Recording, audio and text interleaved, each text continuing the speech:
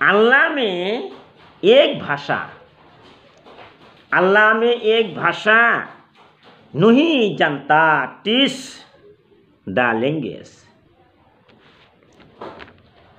Language है शक्तिशाली, अल्लाह में कुछ नहीं जानता, मुझे नहीं हाँ पता कि दुनिया में अंग्रेजी, बंगाली, हिंदी, अरबी, उर्दू जैसी कितनी भाषाएं हैं। है सर्वशक्तिमान अल्लाह दुनिया के सभी पुरुषों और महिलाओं को सभी भाषाएं को सिखाओ।